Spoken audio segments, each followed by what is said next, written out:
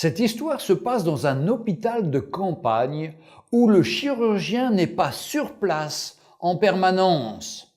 Un médecin entra à l'hôpital en hâte après avoir été appelé pour une opération urgente. Il répondit à l'appel, changea rapidement ses vêtements et alla directement au bloc opératoire. Là, il trouva le père du garçon qui faisait les 100 pas dans le hall. En voyant le médecin arriver, le papa s'écria « Mais pourquoi avez-vous pris tant de temps pour venir? Vous ne savez pas que la vie de mon fils est en danger? Vous n'avez pas le sens de vos responsabilités ?» Le médecin sourit et dit « Je suis désolé, je n'étais pas dans l'hôpital et je suis venu le plus rapidement possible après avoir reçu l'appel. Et maintenant je souhaite que vous calmiez afin que je puisse faire mon travail. » « Me calmer? Mais si c'était votre fils, vous calmeriez-vous? Si votre propre fils meurt maintenant, que feriez-vous? » dit le père en colère.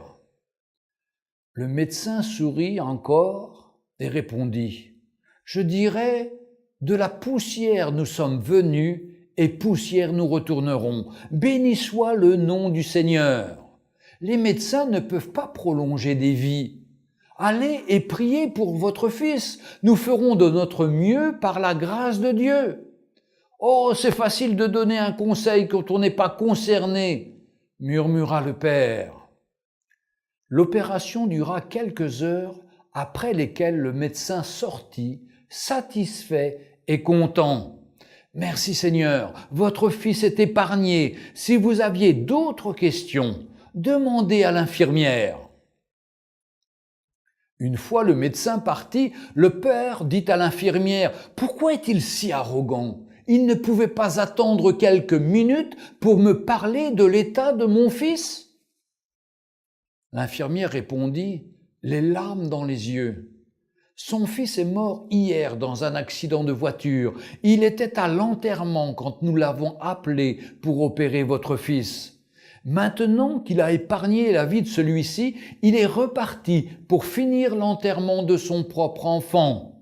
Ne jamais jugez personne parce que vous ne savez pas ce que celle-ci peut traverser en ce moment. »